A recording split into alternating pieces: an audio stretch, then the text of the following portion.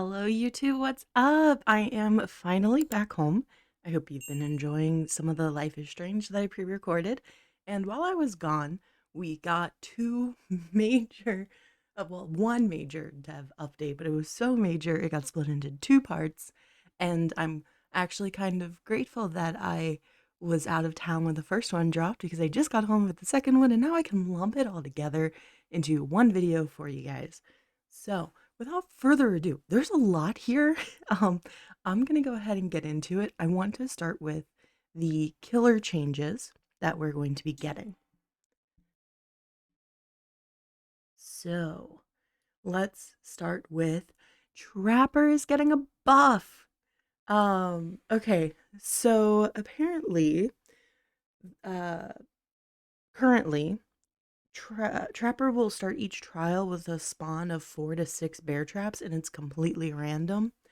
I didn't know that. It used to feel kind of different anytime I would play Trapper, but I never like counted or noticed or cared to look it up or anything. So that's new to me. But what is now going to happen is he will always have 6 traps that will spawn, which is excellent. Um, this doesn't include any that you load in carrying, and takes away some of the random element of playing Trapper, which is good because Trapper, it requires like the most setup of any killer. Like I know with like Myers, like that beginning game is very critical as well, but for Trapper it's even more so. Having more traps is great and all, but wouldn't it be nice to carry more than one without add-ons? Please. Okay, so now we're going to be carrying 2 bear traps by default. And I love that. This will help you get up and running quicker without relying on add-ons. Perfect. The bag add-ons apparently have been adjusted or repurposed accordingly. And on the subject of add-ons, they've done a pass on some of his least used add-ons and either increased their effects, removed their downsides, or gave them new effects entirely. And they have 2 examples here. So the Trapper Sack, which was the one that allowed you to carry, I think, 3 traps, and then you started with 2 on you, makes it so now that all bear traps are carried at the beginning of the trial instead of spawning on the map. So I think you would have 8 bear traps. I'm assuming because it would be the 2 you're carrying plus the 6 that would normally spawn. But bear traps cannot be picked up. And it sounds like that's ever to me, but we'll have to see. I'm very curious to try this out in the PTB.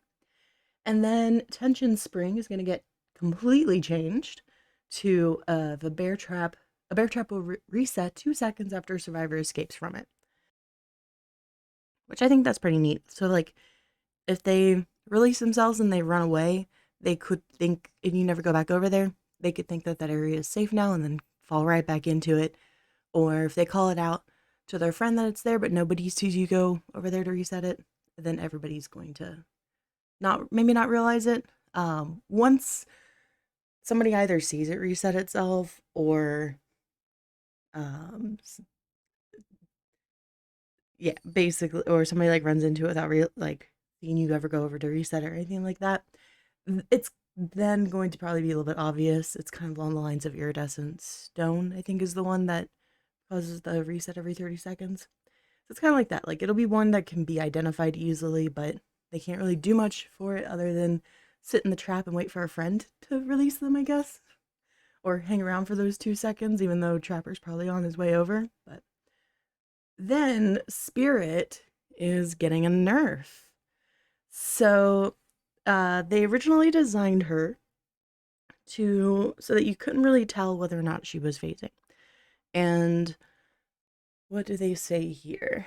This lack of feedback forces you to make a guess and hope it pays off, which can be great when it works out in your favor, but can also feel awful when it doesn't. And that's pretty true.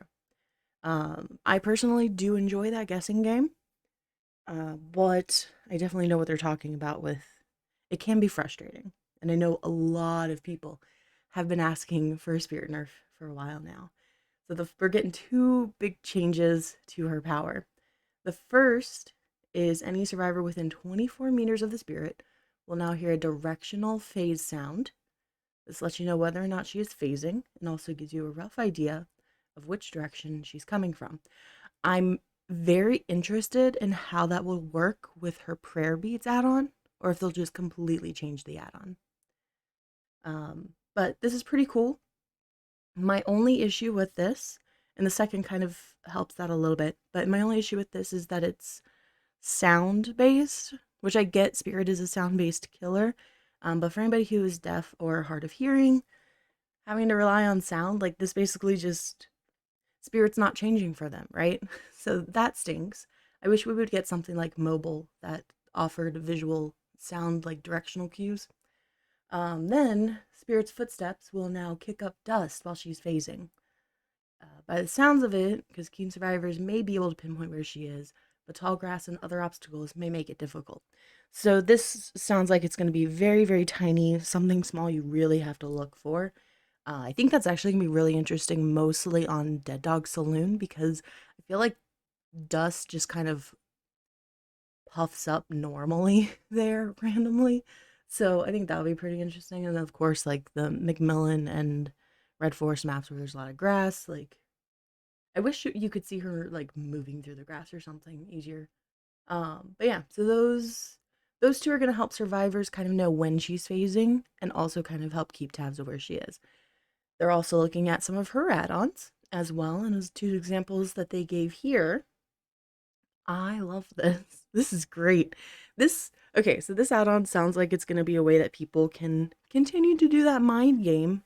So people who liked to do the pretending to phase and letting a survivor like vault a pallet just to grab them can continue to do that. And it would be so during Yamaoka's haunting, use the active ability button to return to the husk and end the haunting. So imagine you're at a pallet loop, you go into haunting, you make sure that they can hear and see you coming, and as soon as you know they're vaulting to the other side, active ability button, come out of phase, grab or hit them. It's gonna be so fun. I am very excited to try this. And then Sengo Hanabi is going to be changing. So when Yamaoka's haunting ends, the spirit's husk explodes, and any vault locations within 4 meters are blocked for 5 seconds. So I think that's going to be very map dependent. I think if you get a map with a lot of like TNL walls, it'll work out really well for you. Any maps that have like a maze tile would work pretty well. I think it's going to be strongest at TNL walls. Also, like 4 meters is, I don't know. I think when this goes into PTB, and it's also blocked for 5 seconds, which isn't very long, but I think it's enough. You could probably get a cheeky little hit out of that. Um, what am I trying to say? I think they'll play around with 4 meters. I could see this changing. Maybe bumped up to like 5 meters or 6. I can see that changing. But the only issue I see with this one really is if you're phasing for distance, you're not going to get a lot of value out of it. So it depends. People play Spirit differently. Some use her phasing for mostly distance. Others use it for like actual like loops to cut survivors off and pinpoint where they are to get hits cheekily. So it'll work really well there. But otherwise, anybody that uses it for distance probably will never touch them. Let me talk about the other ones because we got a second update. So Deathslinger is also getting nerfed. So the issue that they were trying to solve is currently there's almost no delay between aiming down sights and being able to fire your weapon. Likewise, there is almost no delay between canceling your shot and going for a basic attack. This creates lose-lose situations for the survivor where there is nothing they can realistically do to avoid getting hit.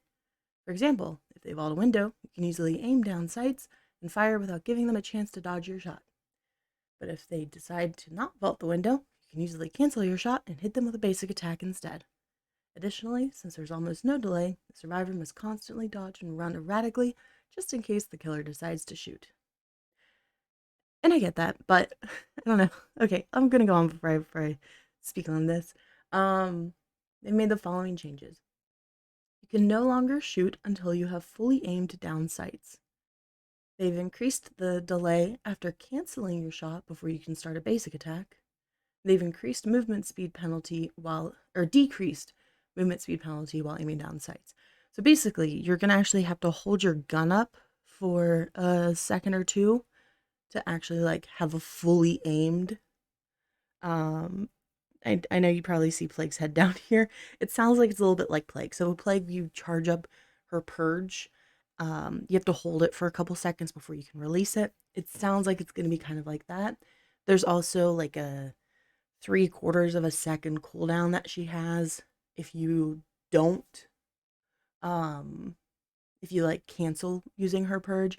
So it sounds like they're taking some notes out of Plague's book for those first 2 points, but they're also going to increase his movement speed while aiming down sights. I assume he has a couple of add-ons that increase that as well. I assume those are going to be adjusted accordingly. I didn't see any major notes pointing toward that specifically, but I'm sure they will. But yeah, so basically you're just gonna have to hold aim, and then when you let go of aim without shooting, then you're gonna have a very brief cooldown. Let's see. Oh yeah, and his terror radius. No. The Deathslinger is currently the only ranged killer that does not have a lullaby, which meant terror radius reducing perks like monitor and abuse could allow you to get close enough to surprise and hit a survivor without them getting any warning whatsoever. I actually hate this change. As a survivor main, I hate it because I always thought it was super fun to get jump scared by Slinger. Like I would have rather they just I know it costs money to like this is the easy, cheap solution is increasing his terror radius. I would have loved if they just put resources into giving him a lullaby. Like, could you imagine if it was just like as he's like approaching or something? Like that would be so funny. So yeah, they increased it. I hate it, but I get why they went that route versus giving him a lullaby to match the others. Um Modern Abuse Deathslinger I know was ridiculous, but I also love him. I'm interested to see what it's like going against Slinger. Hopefully I get to play against him in the PTB because I am intrigued of how the cooldowns um and those terror rays are gonna work out. You would have to actually you would have to use monitor and abuse to even get him close to what he was before. That's funny. Alright, so Plague, my original main. The first killer I ever actually like really played. She's an old gal, and I thought she was perfect. As is. I've always loved playing her.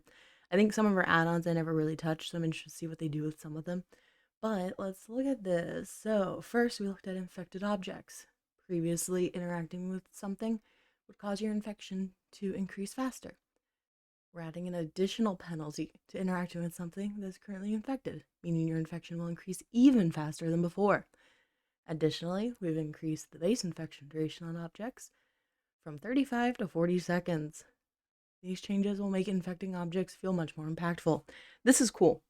I like this because something I do a lot in Chase is infect vaults and pallets, and it causes them to get, anytime they interact with it, which is bound to happen if they want to avoid getting hit, they just immediately get infected. So it's me getting basically a delayed hit on them by causing them to interact with something to get infected.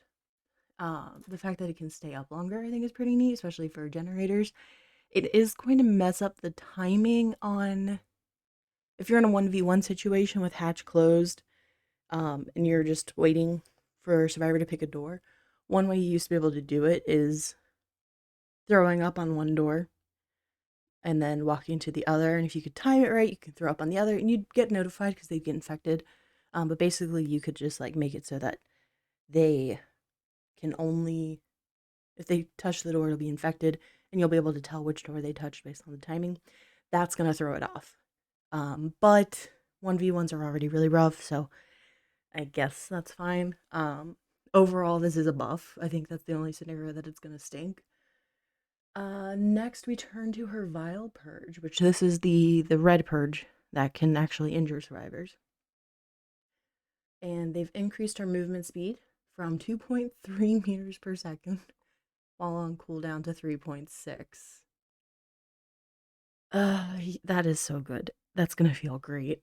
Oh, she's gonna feel so fast. um, because anytime, whether or not she used her purge, she went to this cooldown and she was just so incredibly slow. This is gonna help. Obviously she's still slower than a survivor, but not by a whole lot. Like, this is great. And then one of the things that felt really bad for the killer was when you let go of your power button a little too soon, causing your power to be canceled entirely. Now, tapping on the button or letting go before the minimum threshold will cause your power to continue charging until the minimum amount has been reached. So, basically now works like Huntress's Hatchet. So,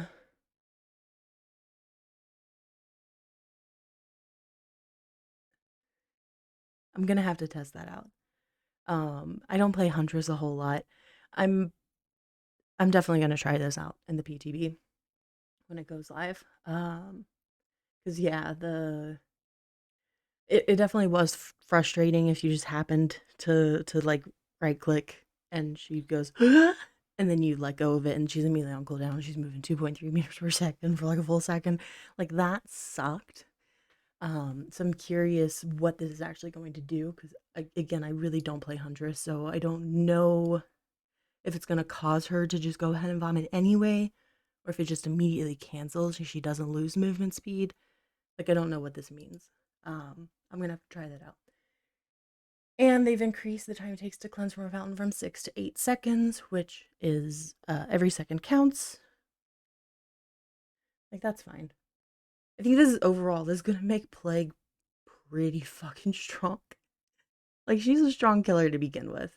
Um, she's not like fucking nurse or anything, but like, you get some practice with her, and she can be pretty strong to go against, especially if you end up with like one random survivor in your team who keeps cleansing. Love them. And of course, they're looking at her add-ons. So Prayer Tablet Fragment is going to change into a blood point, like meme add-on. So Vile Purge no longer affects survivors. That's the one that can injure them, so no longer will. Increases the object infection duration by 40 seconds. The stuff's infected for a longer time. And increases infection from infected object by 100%. So they get infected by infected, or their infection increases like 50% faster. And then you just get a bunch of devious blood points. And then survivors who cleanse at fountains have their auras revealed for 4 seconds. I like this. I'm surprised it's a brown add-on. I would expect that to be yellow or even green, but I'll take it. Um, Now back to the other one. So all these add-on changes that they're doing, they're just overall going to be making changes to a lot of killer add-ons. So the first thing that they're doing is they're getting rid of the tremendously, considerably, moderately, slightly that you'll see in descriptions a lot. That's going away. It's all going to be actual numbers and percentiles, which is going to be really good for people to figure out like exactly how beneficial an add-on is to their character. And I think, I don't know if there's any perks or anything that do the same thing, but I'm sure those will probably be changing too. But this will be really good for anybody who really likes to know the actual numbers behind everything, if you're really into that.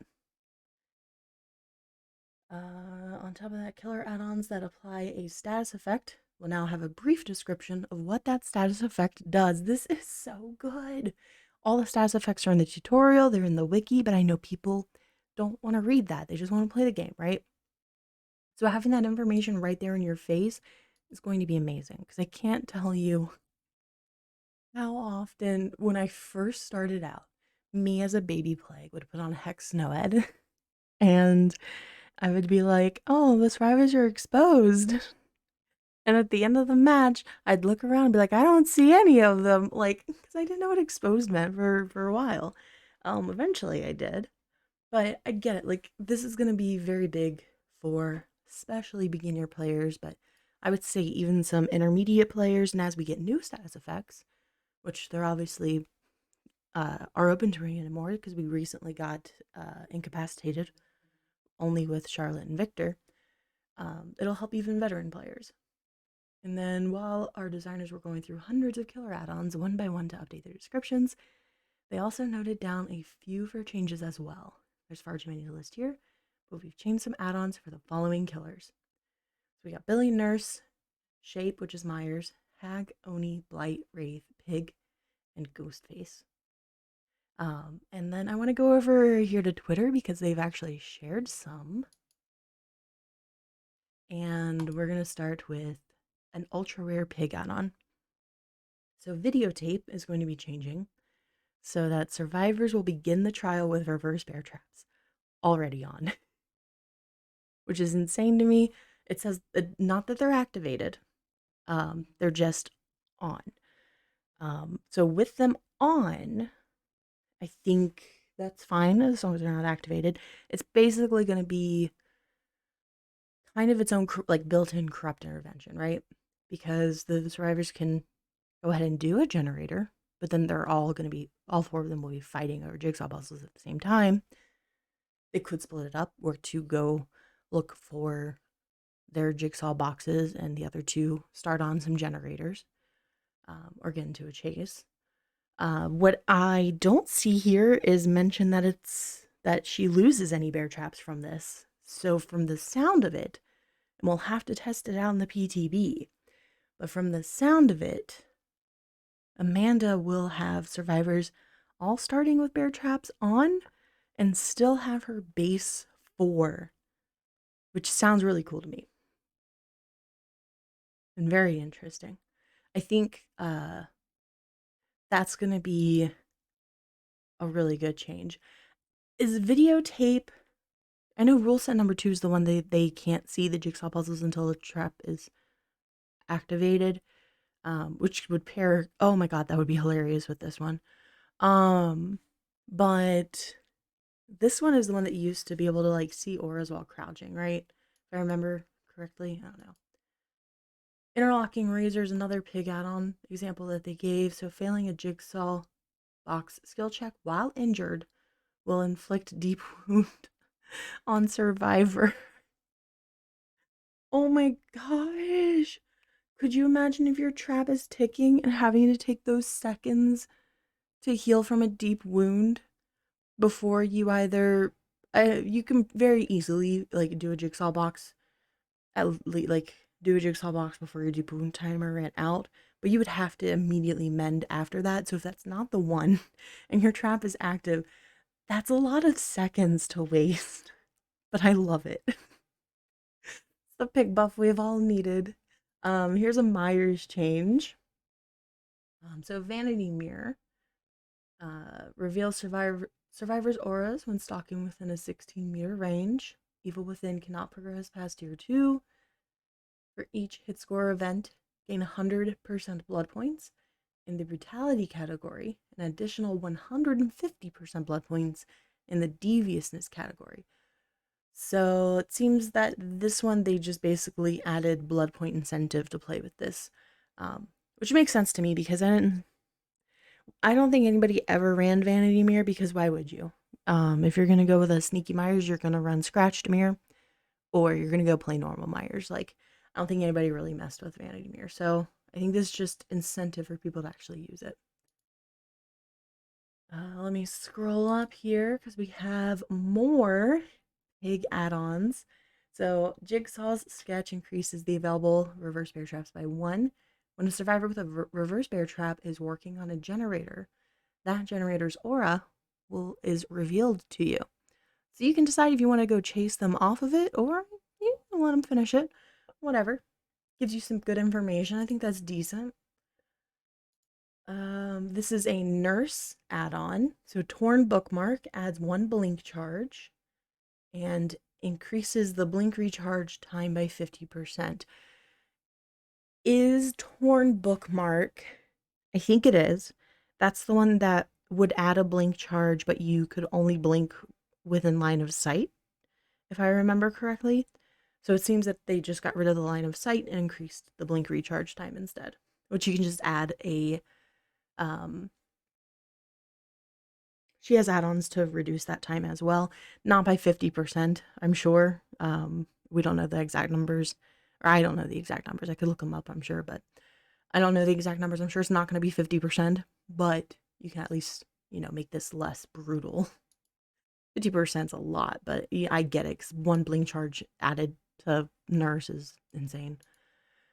And then another pig add-on. So increase ambush attack charge speed by 50%. Decrease ambush attack miss cooldown by 25%. This is going to be one of my favorite add-ons. I love playing pig, but I almost never use her ambush. It's very rare that I do. I gotta be at like the right kind of loop for it. Because it's the fact that it takes so long to roar and like charge the ambush. It just bothers me. I wish they would reduce. I'm sure we'll get a pig buff in the future. They're going through all the killers right now. I wish they would just reduce the time normally and then maybe later on adjust this. It doesn't have to be 50% if they reduce it at the base. But yeah, the charge speed for ambush attacks is dumb. But yeah, so that's the killers add-ons. And let me move on to Survivor item and add-on updates. So we also updated the description of item add-ons in this update as well, like we've done for killers. Each Survivor item add-on will now list their effects with numbers rather than descriptive terms like moderately, considerably, and so on. Additionally, add-ons that grant a status effect will also have a brief description of what that status effect does. So now with like Styptic Agent, you pull it up and it says it grants you the endurance status effect. You will now know what endurance status effect means. Before I go into perks, since we're on the topic of items and add-ons, let's talk about hatching key. So major change here is that the hatch will no longer spawn if there's more than 1 survivor in the trial. So normally there has to be 1 more generator done than there are survivors in the trial. So previously it would not, the earliest hatch would spawn, which technically it would always spawn, it would just be invisible. But the earliest hatch would spawn would be when you had 3 generators done and 2 survivors dead. So at its very earliest use, you could use a key and get 2 survivors out. If you get 4 generators done and you have 1 survivor dead, you could get the 3 survivors out with a key. And of course, once all generators are done, all survivors could have escaped with a key. So this is eliminating those scenarios and going to be entirely based on 1 survivor can get through hatch only, because it won't exist until then. They also made it so that it will take a few seconds to open with a key once it is closed. Progress does not reset when the survivor cancels the interaction. So it's basically kind of like opening a chest, I guess. Who knows how many seconds it's going to take, but so like with totems, if you go start to cleanse a totem and you get pushed off of it, it resets and you have to start over on cleansing the totem, right? So, but chests, you start opening a chest. If you get chased away, you go back to it. It maintains its progress. Sounds like hatch is going to be the same. So you could have survivors that sneak around hatch, and the killer's not going to have any indication that they're progressively opening it with a key. But it does eliminate where survivors can just run straight at the killer, take a hit, and go right into hatch with the key. With this, there is an achievement. Where did they go? That achievement is all 4 survivors leaving through hatch. Because of this change with it not spawning when there's more than 1 survivor, it's impossible to obtain. So they now are changing the achievement. It will be instead escape through the hatch using a key, which is cool. Let's talk about perk updates. There's a lot changing. A lot of them are getting buffed. Give me a moment because this video has been long and I need water. All right, so let's start with Vigil. So Vigil, very easy. So Vigil makes you recover from different status effects a lot quicker. It's getting buffed from 10, 15, and 20% to 20, 25, and 30. That's gonna feel great. I love that already. Vigil sprint burst all the way, BB. Babysitter, the rescued survivor will now receive a speed boost for 4, 6, or 8 seconds, in addition to not leaving scratch marks or pools of blood. The aura reading duration has also been doubled. I don't have the game pulled up right now to confirm what it is. I think it's like 4 seconds. So I think that's good. It's some decent information if the killer's on the other side of the map, but I never really found the aura reading too valuable because you kind of usually have an idea of where the killer is if you're going for a save anyway. But I love that the survivor who's being unhooked will have a speed boost with this. I think that's great because kind of the whole point of babysitter with them not leaving scratch marks or pools of blood is for them to make a escape undetected. For the people, this is a big buff in my opinion. That's a huge difference of time. Basically use for the people to heal someone. You basically trade off a health state, but you become broken in the process. Used to be 110, 190 seconds, has been reduced by 30 seconds at each tier. So that is huge. You can definitely get more use out of for the people with this.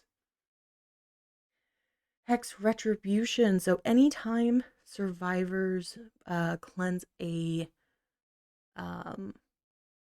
would only make survivor oblivious if they cleansed a dull totem.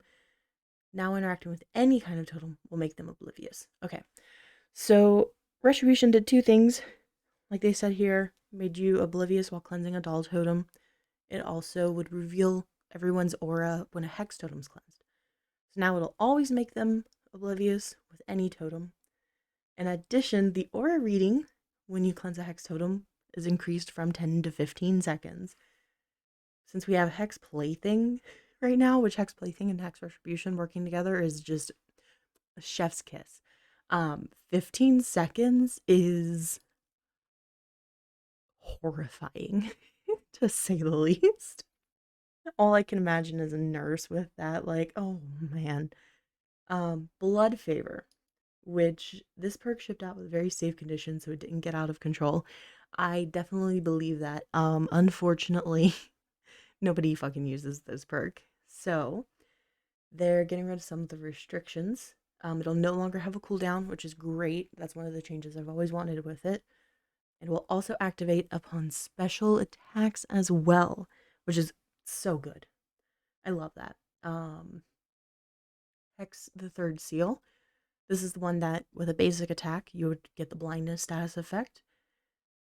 This is now being changed so that you can also activate it with a special attack. So, no matter how you injure the survivor, unless you like pull them out of a locker or something, as long as you injure them with your basic or special attack, they're gonna get this. So that's really good too. I like that for this perk. Hex Thrill of the Hunt is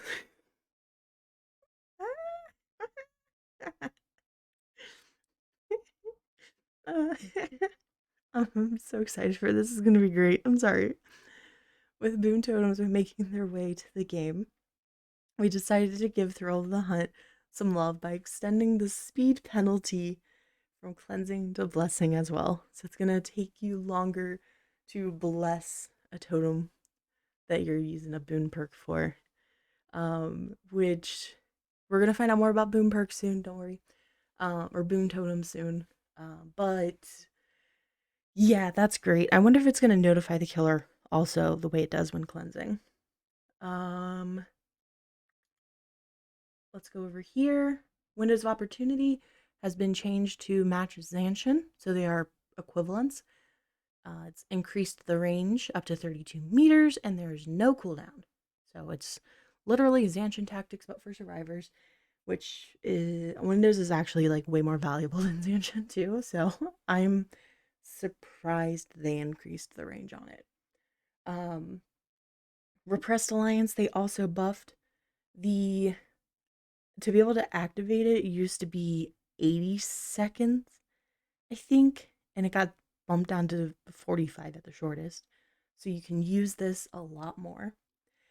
Built to Last is really interesting. I love this. It is now officially a counter to Franklin's. So, Built to Last. I need more water. I'm dying here. I'm so excited.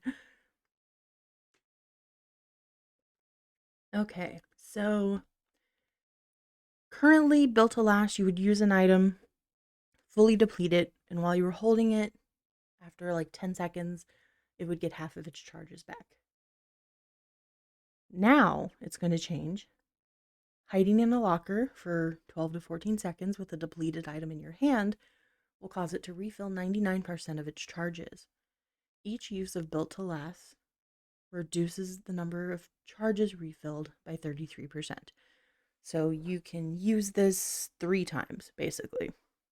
Um, which is a lot. Like, could you imagine having a like strong toolbox with some good add-ons? Like, that puppy will last you forever. Um, which, or like literally infinite medkit. Um, I think this is great. And like I said with Franklin, so Franklin's got changed recently where instead of the item vanishing, it just depletes charges. So with Built to Last, you can pick up something that lost all of its charges to Franklin's, hop in a locker, excuse me, and get all of those charges back, or most of those charges back. Any means necessary is now going to show you the auras of dropped pallets, so you can actually like know where to make use for it, which is going to be good because I would run Windows with any means necessary sometimes. So anybody else who did that no longer has to do that. You can just run any means necessary and you're good. And then no mither. They've increased the grunts of pain reduction. So it used to be 50% at the max, it'll now be 75% at the max. And they've added a increased recovery speed, 15, 20, or 25%, which is still less than Unbreakable. And I'm curious if it will stack with Unbreakable or not. We're going to have to test that out. It is still going to keep you broken, though, for the whole match. So they're not taking away the hard mode, as they say. And then Mindbreaker. Survivors who are working on a generator will now suffer from blindness in addition to exhaustion. This will cause the perk to not only prevent the use of exhaustion perks, but also any aura reading that the survivor may have. This is cool. I really like this. I think Mindbreaker was just like a secret little hidden gem that people didn't use a whole lot. I don't think this is gonna really change that, but I think it's definitely has a lot of value that people sleep on. Boon Totems, we've all been waiting for it. Let me save that for the finale and get to read over this, make sure I didn't miss anything here. The item and character kill switch. Yes! Okay. This is great. I love this. Okay. With over 50 playable characters and their cosmetics, nearly 200 perks, and hundreds more add-ons and offerings in the game, sometimes things do break. Rarely things will break in a way that makes them exploitable, and that can make the next week or two before a fix really rough. Enter the kill switch. The kill switch allows us to disable anything that's causing an issue without needing an update. When something breaks and becomes exploitable, the switch is off until it's fixed. This is something we've been able to do with maps for a while now to great effect. Disabled items and characters will be clearly marked and cannot be selected. So, basically, so now, like, when we have maps that have a broken area that's very bad for either side, very exploitable, they'll disable it until it's fixed. They'll now be able to do the same thing with add-ons, items, and characters, which I think is really good because it gives them time to actually fix the issue while not having to listen to people complain about something not being fixed. Like, they can disable it and it'll be very clear that while it's disabled, they're working on fixing it.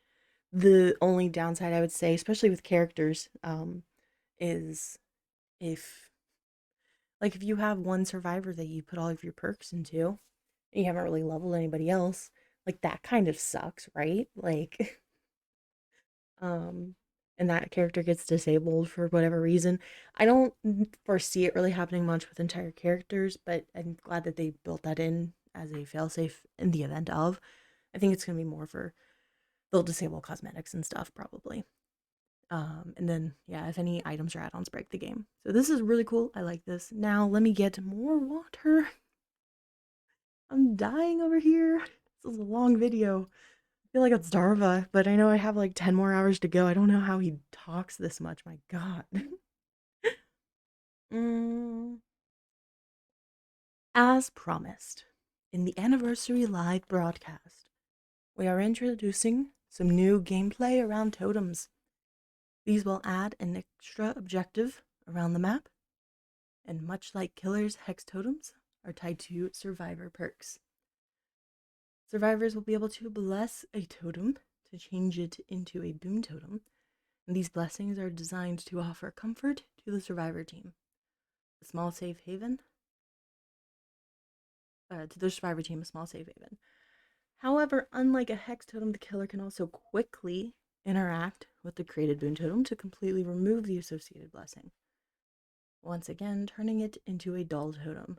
They will also be able to hear the Boon Totem when in its range. Again, relying on sound. They really need to do something about visual cues for sounds. Each survivor can only have one Boon Totem active at a time. This Boon Totem will combine the effects of all of their equipped Boon perks. This will add some more strategic decisions for survivors to make when it comes to their interactions with totems. So this mid-chapter, we are going to get, finally, from all the leaks, it seems like a witchy character, and we're going to get Boon perks that we can use.